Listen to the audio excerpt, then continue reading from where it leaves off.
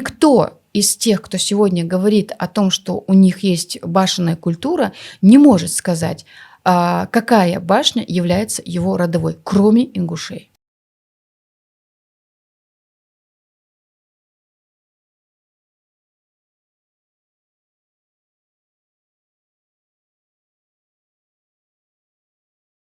Недавно на YouTube-канале Вейкаст гостем очередного выпуска стала ингушский историк, кандидат исторических наук Танзила Чобиева. В данной беседе гостья обсуждала с ведущим различные сведения и результаты исследований из ингушской хроники, были рассмотрены те или иные вопросы, касающиеся как Ингушетии, так и соседних с ней регионов. Также, в обстоятельной манере госпожа Чобиева без какого-либо очернения приводит сравнения и различия между двумя этносами, ингушами и чеченцами. Несмотря на то, что в ее тезисах ни на йоту не прослеживается даже намека на какие-либо оскорбления, а лишь приведены конструктивные доводы на эту тему, определенные провокационные интернет-ресурсы путем клеветы навешивают на нее ярлык «ярой чеченофобки», что, конечно же, исходя из анализа ее изречений, это клеймо нисколько не соответствует действительности. Чтобы разобраться, действительно ли доводы Танзилы базируются на основании доказательств в виде архивных материалов, далее будут приведены фрагменты исторических источников, которые могут прямо или косвенно подтвердить подлинность доводов Чобиевой. Поэтому, да, ингуши сами в своем этногенезе совершенно автохтонны. Но ингуши оказывали влияние сами по себе на этногенез рядом с соседствующими этносами, да, народами. Первое утверждение. Действительно ли ингуши принимали участие в этногенезе чеченцев? Чтобы ответить на этот вопрос, для начала воспользуемся историческим документом под названием «25 лет на Кавказе». Часть 2, автором которой является военный историк Кавказа Арнольд Зиссерман. Книга издана в Санкт-Петербурге в 1879 году. Приведем фрагмент данного труда, в котором говорится о предании касаемо формирования чеченского этноса, и что в этногенезе также отмечены и представители ингушского народа. Все сведения о происхождении и времени поселения чеченцев в этой стране ограничиваются несколькими из устными преданиями. Одни говорят, лет 200 тому назад князь Турло, владетель селения Михельда в дагестанском обществе Гумбет, отправился на охоту, дошел до Ханкала, вблизи берега Аргуна на плоскости, и построил себе здесь временный балаган из шкур. Кочевавшие в окрестностях калмыки окружили его и хотели взять, но он со своими людьми не только отразил, но даже прогнал их далеко и решился поселиться на этом месте. К нему присоединились несколько семейств из аргунских обществ Шубут и Нашахой, значительные фамилии Чермо из Дагестана и Акпшатай из Галгая, на Асе. Каждой фамилии назначали особый участок земли, на протяжении во все стороны, куда стрела долетит, и так исподволь образовалось чеченское население, распространившееся по всей лесистой долине.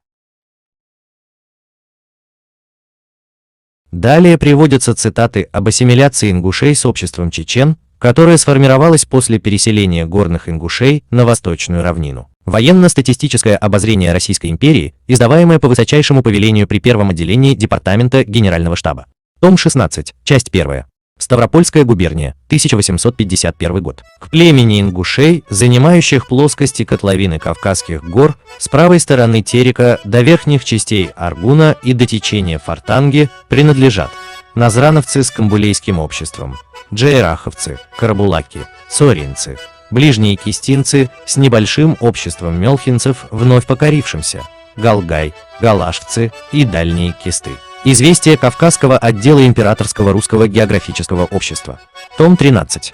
1900 год. Совершенно точную границу ингушских поселений определить трудно, потому что кроме принадлежащих к так называемым дальним кистинам, уже совершенно слившимся с чеченцами ингушей, живущих по ущельям реки Аргуна, кистины, в числе 392 дворов и 2150 человек, живут в обществах Саханойском, Майском, Джакольском и других Тианецкого уезда Тифлисской губернии, а также в различных местах Сунжинского отдела и Владикавказского округа Терской области. По словам Григория Вертипова, основанным на собранных Дубровым преданиях, чеченцы пришли откуда-то на берег реки Аргуна и Сунжи всего 2-3 века назад, и вместе с ними же пришли и родоначальники части восточных ингушей. Эта ассимиляция продолжалась вплоть до 20 века.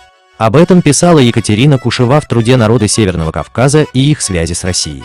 Вторая половина XVI века до 30-х годах XVIII века. Она пишет, что акинцы на тот момент являлись уже крайним восточным обществом ингушского народа. И это общество, как и другие ингуши, живущие еще восточнее, очеченилось в XX веке. И также она добавляет, что название Кистины употребляется как общее для ингушских племен название. Муслим Мурдалов, автор данного труда, ссылается на европейских писателей, которые изучали кавказских народов. Среди них Бруно Плечике, который, по словам чеченского исследователя Кати Чакаева, отмечал заметное отличие горных чеченцев, живущих к западу от Шаро-Аргуна, в антропологическом отношении от остальных чеченцев. Они же отличаются также в языковом отношении. Наличие фрикативного звука «ф» в отличие от остальных диалектов, что сближает их в то же время с ингушами. Сам Муслим приводит следующие слова немецкого автора. Диалекты наших и галгайцев ближе к нынешнему району Аргуна, чем к ичкеринцам и к жителям Чечни. Сборник сведений о Терской области, выпуск 1, Владикавказ, 1878 год. Первоначальные переселенцы Ичкерии принадлежали к различным национальностям, на что указывают многие из сохранившихся преданий. Ичкерийский язык, хотя относительно и древний, но возник путем указанных мною обстоятельств по всем вероятиям еще в наш Хэ, где люди, обеспечивая свое независимое положение, группировались и до занятия новых мест, жили мирно, будучи даже различными по вероисповеданию, образу мыслей и наречию. Но придерживаясь строгого научного исследования, можно заметить, что наш хойвский язык совершенно сходен только с языком галгаевцев. В этом же труде мы читаем о том, как плоскостные чеченцы отделились от горных жителей, Ломарои, и стали себя именовать своим прозвищем Нахчои. Также отмечено, что по чеченским преданиям, самые древние фамилии или общества считались Галгаи, Акко и Шато. Основателем Шатоя считается фамилия Хаккои. Как известно, Хаккои относится к ингушскому роду Гягии, и согласно легенде, переселение произошло вследствие кровной мести. О родоначальнике Хакко сообщают в Терском сборнике в 1910 году. Крепость Шатой, как сказано, построена была во время войны в середине 50-х годов прошлого столетия на земле селения Цогуной. Бывшее близ самой крепости их селение Хаткой, по приказанию русских властей удалилось на правую сторону реки Чанте-Аргун.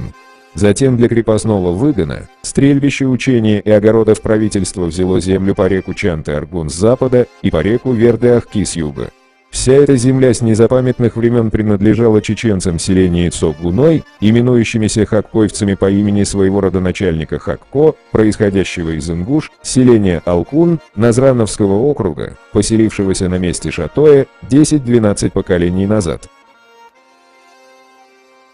В 1882 году преподаватель Владикавказского реального училища Василий Иванович Долбежев вместе с заслуженным профессором Императорского Московского университета Дмитрий Николаевич Анучин посетил Аргунское ущелье.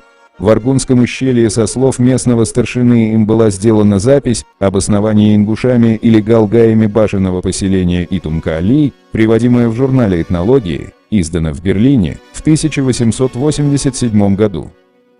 В том же маленьком ауле Мулхой находится старинная четырехугольная башня с пристройками, очень разрушенная, но заселенная. Вокруг нее возведены в последнее время легкие постройки в азиатском стиле с плоскими крышами, в которых живут семья и родственники старшины. О своем происхождении он сообщил мне, что он происходит от галгаев, восточнее Асы, и что некоторые из жителей произошли из Арабистана. Дань они никогда не платили и не взимали. О Мятхане они слышали. Отец старшины Махаш был убит еще до рождения теперешнего старшины. Деда звали Ирбахи, который считается строителем башни, прадеда – Элхи, потомка Утки II и Утки I. Но родоначальником, который поселился здесь, был отец Утки I, и его звали Итун. По его имени названа руина у выхода этого ущелья в горную долину Аргуна. Поэтому почему мы там видим у каких-то соседей типичные для башен, для ингушской, для галгайской культуры башенные постройки? Потому что это те самые ингуши, которые в результате кровной мести и прочих событий, каких-то проступках, были вынуждены перемещаться туда. Но по привычке своей они хотели жить так же, как в башенных комплексах. И действительно, многие исследователи указывали тот факт, что Горная Ингушетия является эпицентром возникновения башенной культуры, и что след ингушской архитектуры обнаруживается и у народов, соседствующих с ингушами. Это заключение утверждается в следующих архивных материалах. Средневековое зодчество Чечено-Ингушетии и Северной Осетии.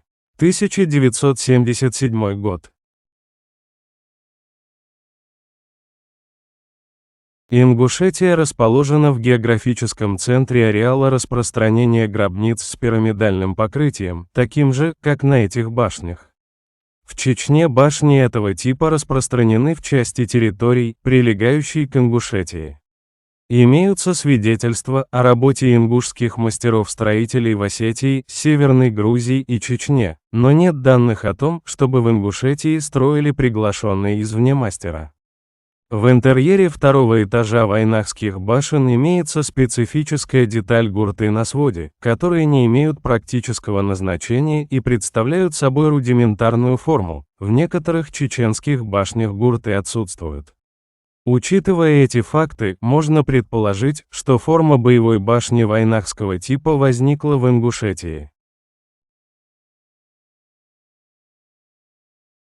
Архитектурные памятники Средневековья и исторические места, связанные с гражданской войной в Чечено-Ингушетии.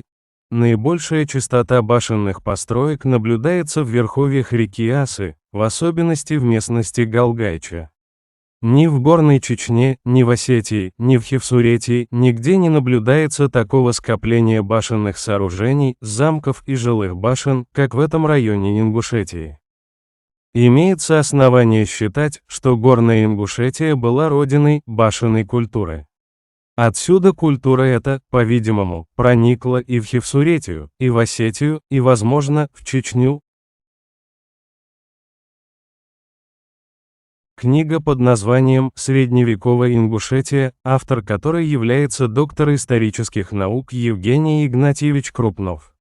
Геолог Максимович, за время своего пребывания в Горной Чечне, собравший интересный материал по истории материальной культуры и фольклору чеченцев, сообщил мне зимой 1934 года, что и в Чечне часто указываются башни, якобы построенные ингушскими мастерами.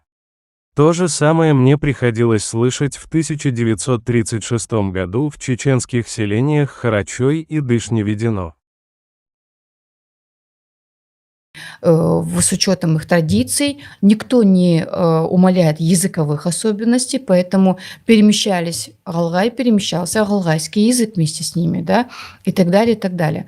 Не случайно по этой причине там говорят о нахской культуре, нахском языке и так далее. Да, потому что субстрат, основание, то есть вот это вот дочернее, что называется, не дочернее даже, а материнская плата, оно будет базироваться именно на Центральном Кавказе, то есть там, где проживали галгаи. Насколько верно утверждение касаемо влияния лингвистических особенностей ингушей на формирование чеченского языка?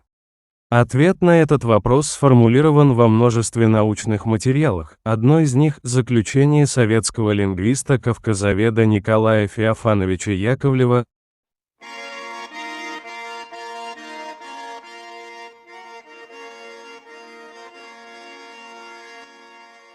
Языки и народы Кавказа, профессор Николай Яковлев, 1930 год. Область распространения ингушей и ингушской культуры простиралась по всему Нагорью современных Ингушии и Чечни. В указанный период эта культура, можно думать, еще не имела постоянных центров на плоскости. Поэтому до сих пор нагорное население Чечни говорит на наречиях более близких к ингушскому, чем к плоскостному чеченскому языку. Когда же сложились чеченцы как национальность?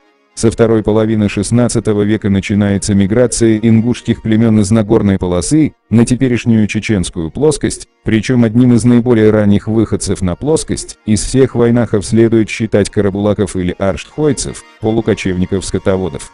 Эта эмиграция вытеснила гребенских казаков с места их первоначального поселения по реке Сунжи, Затерек. Многочисленные нагорные племена из Нашха, с верховьев Аргуна и из Чеверлоя вновь перемешались на плоскости, подпали под влияние соседних плоскостных культур – русской, кабардинской, ногайской, кумыцкой и калмыцкой, и дали в результате новую культурную область с новыми центрами, в которых сформировались новая культура и новый язык – чеченский. Плоскостное чеченское наречие мало-помалу вытесняет старые ингушские говоры в чеченских горах.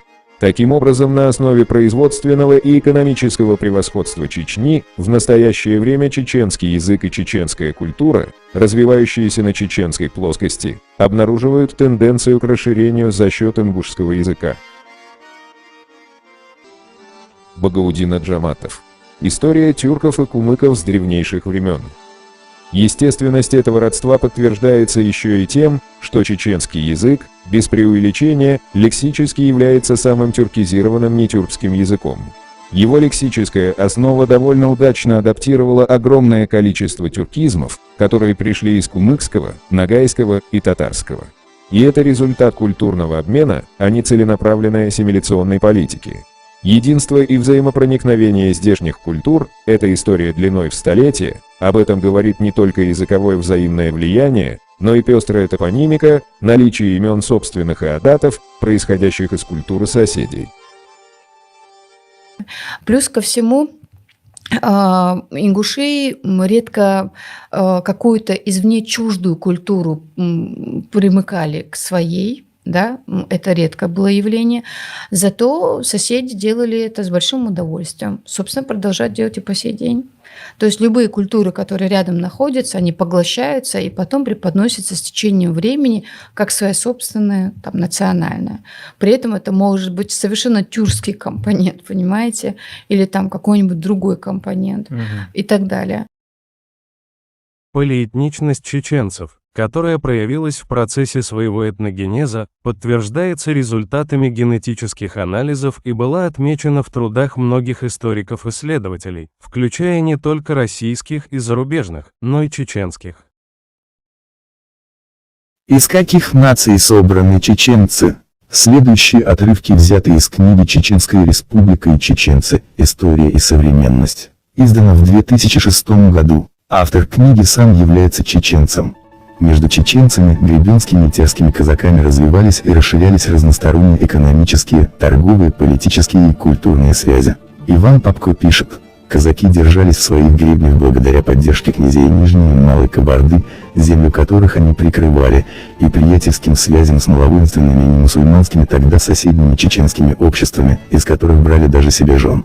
Великий русский писатель Лев Толстой, много лет живший среди гребенских казаков и хорошо знавший чеченцев, в повести «Казаки» писал: очень давно предки казаков бежали из России и поселились за Тереком между чеченцами. Живя между чеченцами, казаки породнились с ними, усвоили себе обычаи, образ жизни и нравы горцев. Известны были и случаи, когда в чеченских аулах проживало много русских людей, то есть русские солдаты, казаки и крестьяне сами бежали в горские аулы.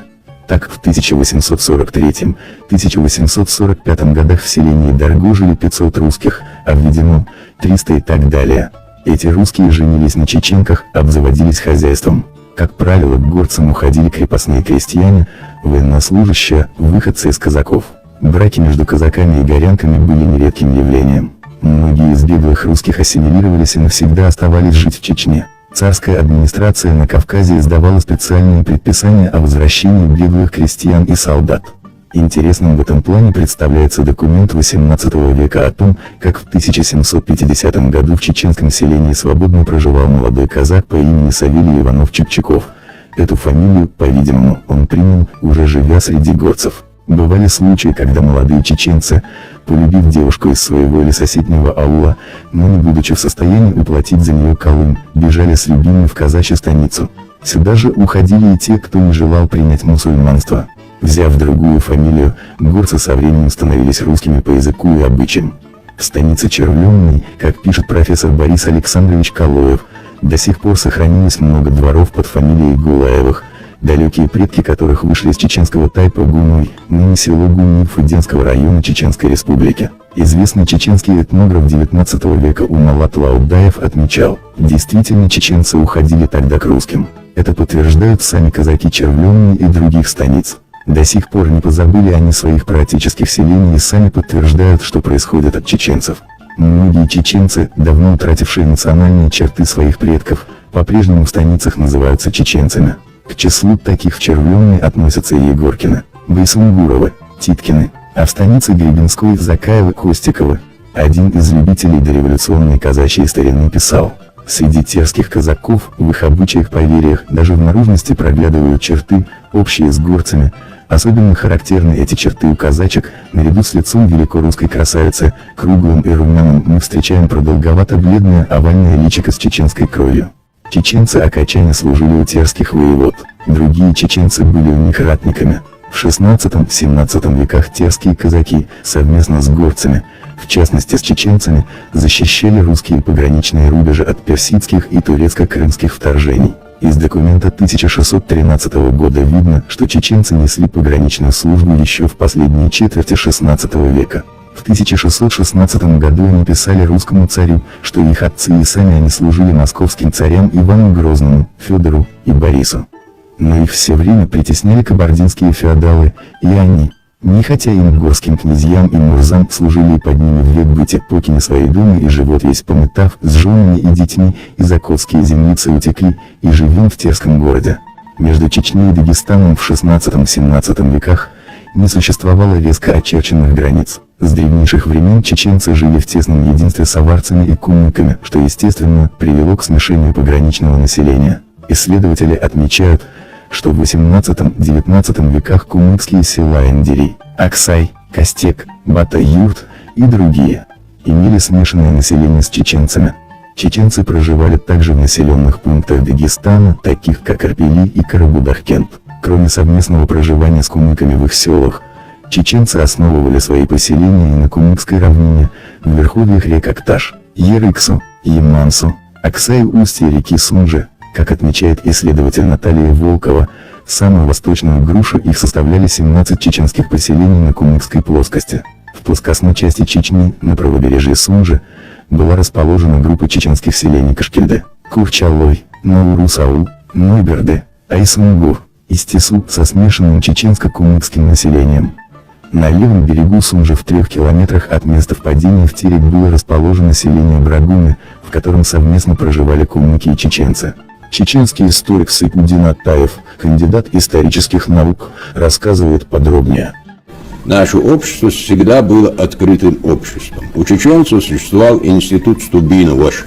То есть мы принимали, не всякого принимали, но принимали представителей других народов, принимали представителей из своей среды, других типов, принимали, и вот этот институт Стубинваш, и после вот этого проведения вот этого обряда, этого ритуала, человек становился даже вне зависимости от национальности представителем этого этноса. А в номенклатуре чеченских типов целый перечень названий чеченских типов, которые имеют и национальное происхождение. А человек иной национальности проживал 4 поколения в чеченской среде, то этот человек считался чеченцем. Если проживали 8 поколений, знал имена 7 своих предков, то он считался уязнохшим, то есть благородным чеченцем. Даже у нас в традиции было, считалось, что семья вырождалась, обязательно искали невесту из представителей даже не только мусульманской народности, но и казачьих, христианских. Вот этот обычай был. Вот я вам приведу элементарный пример. Многие, наверное, не знают. Может, кто-то видел мальчика с золотым кольцом уха. Это обычай, это чеченский обычай, который перенят казаками. То есть, если в семье был только один ребенок мужского пола, то для того, чтобы окружающие берегли его, и, может быть, и там какой-то имел и такой нравственный, моральный такой эпический элемент, Но, чтобы общество узнало, то есть мальчику правое ухо надевали вот это золотое кольцо. Этот обычай также был перенят казаками. В те времена Толстой приводил примеры того, что чеченцы, казаки между собой перелюднились. Что касается ингушей, то в этом аспекте исследователи отмечали моноэтничность и однородность этого народа. О чем следует подтверждение в следующих научных трудах. Ингуши. Антропологический очерк, 1901 год. Судя по преобладающему, среднему типу ингушей, родоначальники их не могли принадлежать ни к одной из соседних народностей. Народы Кавказа, 1914 год. Многие авторы считают ингушей только частью чеченской нации. Однако тщательные исследования, особенно антропологические доктора Пантюхова, показали, что ингуши не принадлежат ни к какой из существующих ныне народностей на Кавказе, и что они составляют самостоятельную народность. Я хочу вот что сказать. Не следует искать вот истоки чеченцев где-то в какой-то очень далекой дали, и опять меня за это все ругают. Ну, я вот в этом смысле я ученый, я говорю правду. Хотите, ешьте это, хотите, выплюньте, как хотите. Но чеченцы очень молодая нация. Если мы возьмем там какие-то тысячи лет назад, но нет смысла говорить, не было никаких чеченцев. Ну, не было. Это молодая нация. Лингвистов также подтверждаются и данными антропологии о аварском завоевании Восточного Кавказа. Судя по антропологическим данным, оба народа, чеченцы и аварцы, ближе к южно-русским народностям и к тюркам, чем к закавказским. Обыкновенно полагают, что дзурдзуки грузинской летописи и есть чеченцы, но это все бездоказательно. Приходится сказать, положа руку на сердце, что и чеченцы, и аварцы не автохтоны Кавказа, а пришли туда с севера, но откуда и как могут сказать лишь более точные и продолжительные исследования. Оба народа, во всяком случае, хоть относительно родственны. Приват-доцент истории Востока и этнографии в Киевском университете А.Грен. Город Киев, 21 июля 1896 года. Антропологи также подтверждают, что ингуши – это автохтоны Кавказа и являются не просто древним, а очень древним народом Кавказа. Виктор Дингелстедт. Шотландский географический журнал 1901 года «Антропологические исследования в Альпах и Кавказе». Ингуши считаются очень древними жителями Кавказа. Но их происхождение теряется в неясных и даже противоречивых традициях. Долгое время предполагалось, что они идентичны чеченцам, ошибка, которая недавно была опровергнута антропологическими исследованиями. И они показали, что они представляют собой отдельную этническую группу людей. Во всех отношениях. Ингуши представляют собой антропологически отдельную группу людей, населяющих Кавказ, которая отличается от всех своих соседей, осетин, чеченцев, лезгин, кумыков, черкесов и кабардинцев, армян, грузин, евреев и других. На твой взгляд, вот кому может подойти подобная профессия? Кто, чтобы понимать? Я бы сказала, что любому человеку, который проявляет объективный интерес, я не просто так подчеркиваю слово объективность, объективный интерес, кто не злоупотребляет подтасовкой исторических фактов, не переписывает историю, не имеет каких-то своих личных или там прочих интересов что-то завуалированно преподносить человеку, который интересуется историей народа, нации, государства. Угу. Да. Но с другой стороны, это получается, может быть, даже как вызов, что вот против вот злоупотребляющих. То есть... На самом деле, да, и по большому счету, знаете, я вообще считаю, что так же, как существует клятва Гиппократа в классической медицине, в исторической науке подобного рода клятва тоже должна была быть сформулирована, сформирована и озвучена каждым, кто берется за то, чтобы заниматься историей. Потому что нам кажется, что от того, что мы не так сосуды соединили, и мы понимаем прекрасно, чем это может быть чревато в медицине, точно так же, когда ты злоупотребляешь или лжесвидетельствуешь в науке, зная объективно, что те или иные документы говорят об обратном, ты можешь посеять то самое зерно, которое в последующем станет межэтническим конфликтом или, допустим, возрастет уровень конфликтогенности в том или ином регионе, или это вызовет очень серьезные волнения, а в малых коллективных культурах, как, например, те же самые ингуши, да, где все друг друга прекрасно знают и имеют представление о том, кто, откуда, зачем и почему, любое словосочетание, несоотносимое с реальностью, может вызвать конфликт. И я говорю только о маленьких примерах. Можно себе представить, какие это может нести масштабы, если мы берем о каких-то очень серьезных заявлениях и прочем. Поэтому злоупотребление, которое я, честно говоря, сегодня наблюдаю в целом на Кавказе, очень достаточно широко распространенным таким вот тенденциозным процессом, у меня лишний раз только вызывает желание реально сформулировать подобного рода клятву всем последующим любителям истории и стремящимся получить образование, определенный гриф, действительно давать эту клятву, что они не будут злоупотреблять прежде всего. Никто не умаляет языковых особенностей, поэтому перемещался галгайский язык вместе с ними, да, и так далее, и так далее. Не случайно по этой причине там говорят о нахской культуре, нахском языке и так далее. Да, потому что субстрат, основание, то есть вот это вот дочернее, что называется, не дочернее даже, а материнская плата, оно будет базироваться именно на Центральном Кавказе, то есть там, где проживали галгаи. В Грузии Джохана Николас, которая сказала о том, что она сказала о древности ингушского языка, и она ему дала 6000 лет и идентичности ингушской. А я, как и мои коллеги, лингвисты, мы считаем, что ингушский язык начинается 6000 лет назад, как сказала Джохана Николас. Но она сказала и далее.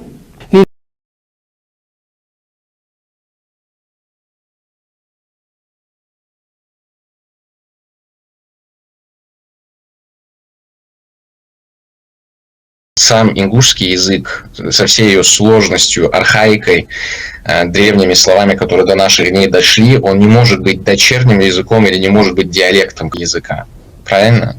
С одной стороны. Любого языка, неважно. Имеется в виду современных. Так что мы можем сказать о современной ингушской идентичности. Современные ингуши могут идентифицировать себя с этой местностью и землей, а также с предками, которые экономически эффективно использовали эту землю. Они принимали решение о том, на каком языке говорить.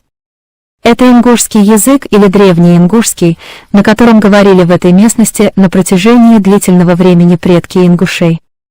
Однако их генетические и археологические связи с этой землей существовали по крайней мере столько же, сколько и язык, а возможно и раньше. Таким образом, эта древняя идентичность довольно хорошо установлена.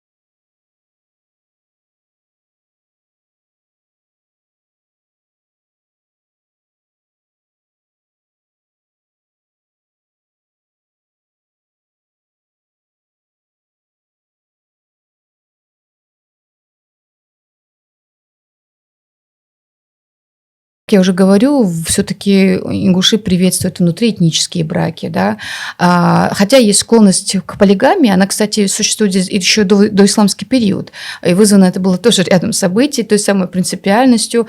Я очень много знаю историй, где условно там даже вот из истории дедушки моего супруга, который просто из принципа решил жениться на второй, там, допустим, женщине, девушке, да, то есть заключил там полигамный брак. Абсолютно не вызванный ни полигамностью мусульманской традиции, ни чем-то иным. Просто когда-то ляпнул и решил, что это надо реализовать в любом конечном случае. Да. И это только одна история из ряда многочисленных, да, которые можно привести в пример. И это означает, что это отношения. Но опять, это не носит массового характера. Это не носит массового характера. И этим мы тоже отличаемся. Плюс ко всему, ингуши редко какую-то извне чуждую культуру примыкали к своей, да, это редко было явление, зато соседи делали это с большим удовольствием, собственно, продолжают делать и по сей день. То есть любые культуры, которые рядом находятся, они поглощаются и потом преподносятся с течением времени как своя собственная, там, национальная. При этом это может быть совершенно тюркский компонент, понимаете, или там какой-нибудь другой компонент и так далее. Даже тот факт, что Ближний Восток оказывал долгое свое и такое фундаментальное влияние на формирование вот этого кавказского характера, в целом имеется в виду там народности, культуры, религии, языка и так далее. Тем не менее, те народы, которые здесь численно немногочисленны, извиняюсь за тавтологию, да, и консервативны в каких-то своих принципиально важных составляющих, они, как правило, уже действительно сформировали свой собственный культурный. Я стараюсь следовать, оставаться свободным человеком. Когда я могу любому человеку, вне зависимости от его сословного и прочего характера, принадлежности и так далее, всегда ощущать себя на равных и знать, что у меня есть тыл. И да, следуя запретам, оставаться свободным человеком.